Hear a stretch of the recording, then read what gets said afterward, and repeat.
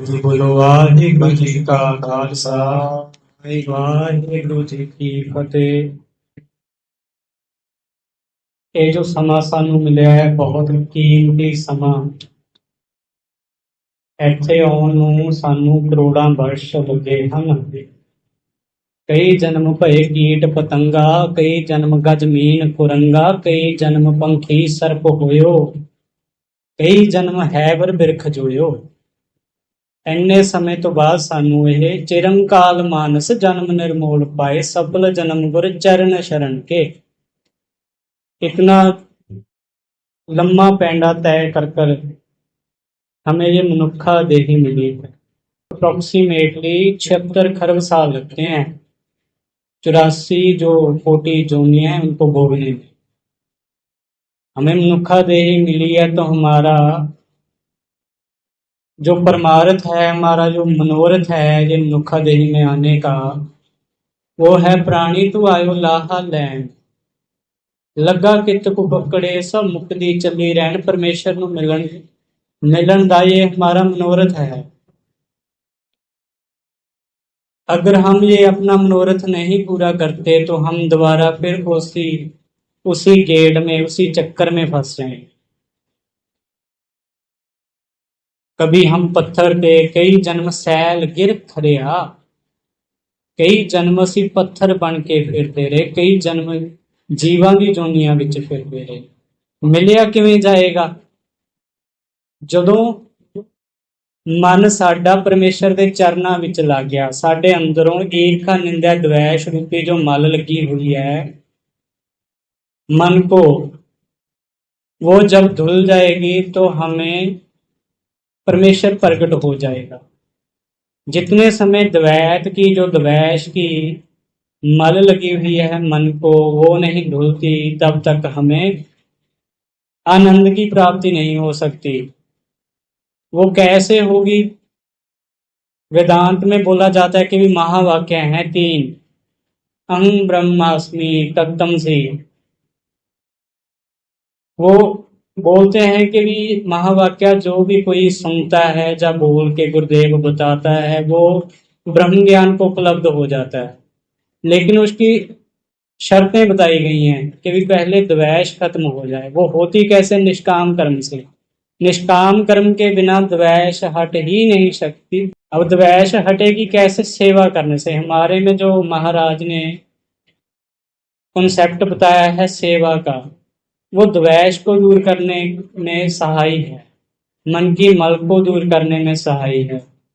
तो हम हुक्मनामे साहब की कथा करते हैं और मैं एक साखी सुनाऊंगा और फिर हम समाप्ति करते हैं। हाँ जी। जय श्री महला नौवा। मन रे साचा बहु बिचारा, राम नाम बिन मिथ्या मानो, सबरू एगो संसारा।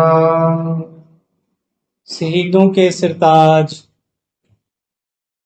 हिंदू धर्म के रक्षक धन धन गुरु तेग बहादुर साहब महाराज जी फरमाते हैं कि भी मन रे साचा गोह विचारा। गोह कहते हैं पकड़न को।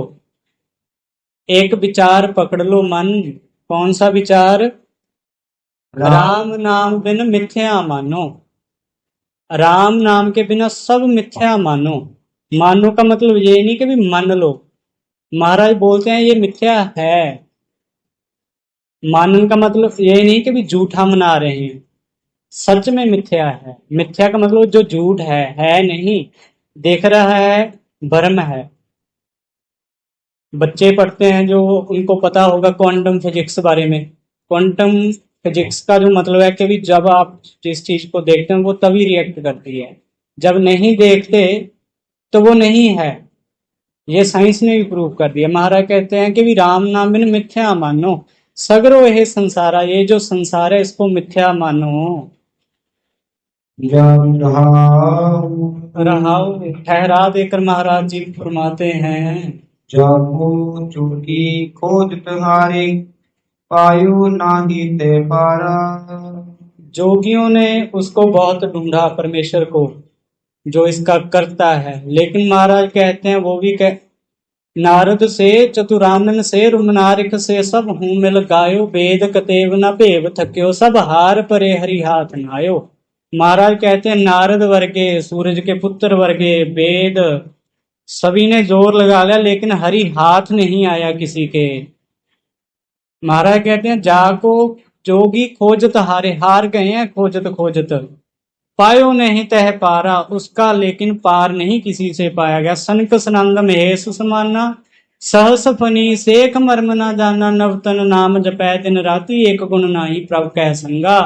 ये जो हम परमेश्वर के नाम बोलते हैं ना, जितने भी राम श्याम वाहिगुरु जाओ और जितने भी हम उसके नाम बोलते हैं, ये सभी उसके गुणों के नाम है। कीर्तम नाम कथय तेरे जहबा, सत नाम तेरा परापूर बला।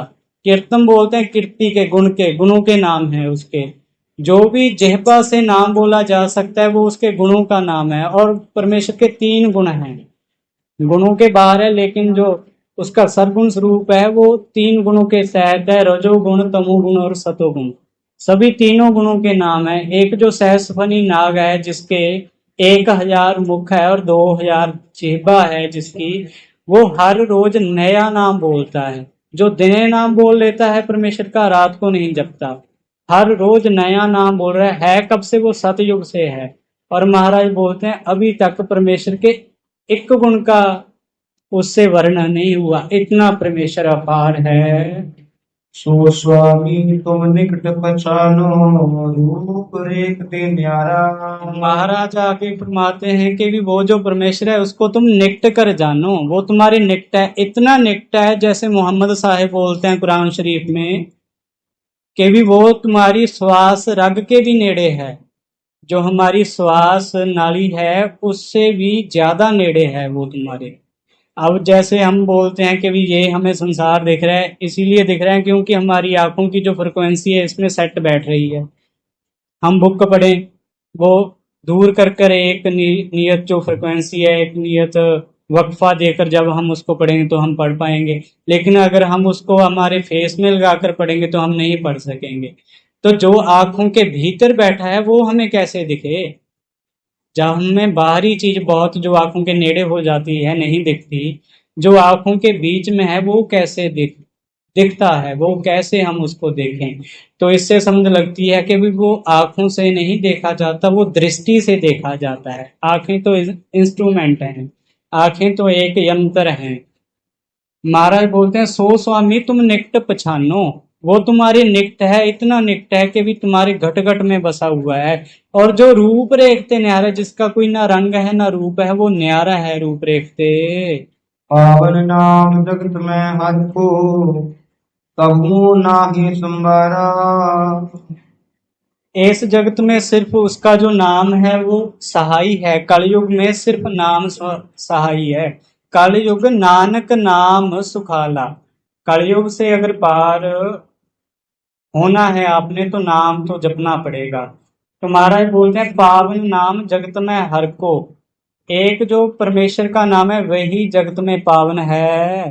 नानक सर पर्यो जग बंधन, राखो बिरद तुम्हारा। महाराज बोलते हैं हे परमेश्वर हम तुम्हारी शरण में आ गए हैं, आप हम आपको बंधन करते हैं, आप कृपा करो। आप अपना, परमेश्वर का बिरद है कि भी उसके जो चरणों में आता है उसको वो पालता है, उसकी रक्षा करता है। अपना बिरद रखो। तो ऐसे महाराज जी कृपा करते हैं। एक बार दोबारा कर दीजिए।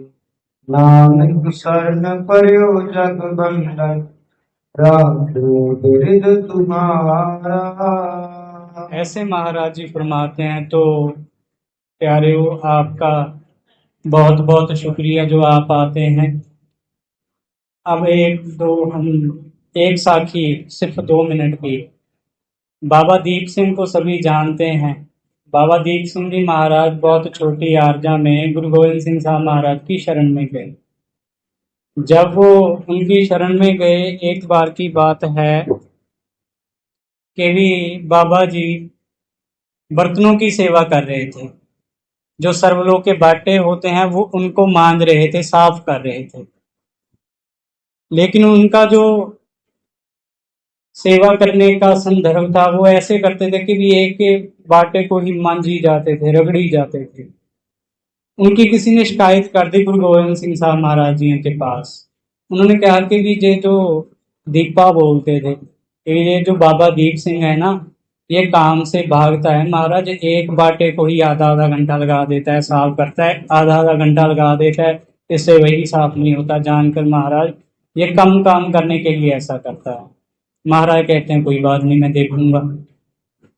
तब महाराज जी, बाबा दीप सिंह जी सेवा कर रहे हैं, महाराज जी उनके पीछे आकर खड़े हो गए। महाराज जी देख रहे हैं कि भी एक बर्तन को ही आधा घंटा हो गया, वो साफ करी जा रहे हैं, साफ करी जा रहे हैं। जब आधा घंटा बीत गया, महाराज जी ने बुलाया उसको, उनको बोला कि भी ये तुम क्या कर रहे हो, इतना टाइम लगता है बाटा मांजने को, साफ करने को, तुमको तो आधा घंटा हो गया एक बर्तन को मांजते हुए ही। तब महाराज जी ने बोला, बाबा दीप सिंह जी ने, कि महाराज बाटा तो मैंने कब का मांज दिया, अब तो मैं अपना मन मांज रहा हूँ। बाटा तो महाराज 1-2 मिनट में ही मांजा गया था, अब तो मैं अपना मन मांज रहा हूँ। जब मेरा मन मांजा जाएगा, यही तो हमारा असल मनोरथ है। तो गुरु गोविंद सिंह साहब महाराज जी ने परखने के लिए बोला कि भी बाटा जब मांजा जाता है उसकी पहचान कैसे करते हो तुम।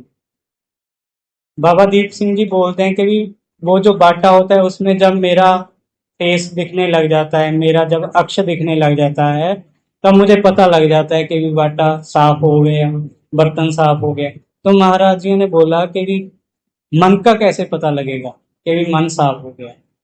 बाबा दीप सिंह जी हंसकर बोलते हैं कि महाराज जैसे बाटा जब साफ हो जाता है मुझे मेरा अक्ष दिखता है, ऐसे ही जब महाराज मेरा जब मन साफ हो गया तो आपका अक्ष दिखेगा। महाराज जब मेरा मन साफ हो गया तो उसमें आपका स्वरूप दिखेगा, मुझे पता लग जाएगा कि भी मेरा मन साफ हो गया।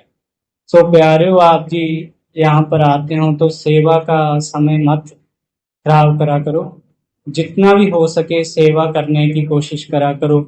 झाड़ू की सेवा, बर्तनों की सेवा, जाओ और पोछा वगैरह लगाने की सेवा, दरबार में झाड़ू या चादरों की सेवा।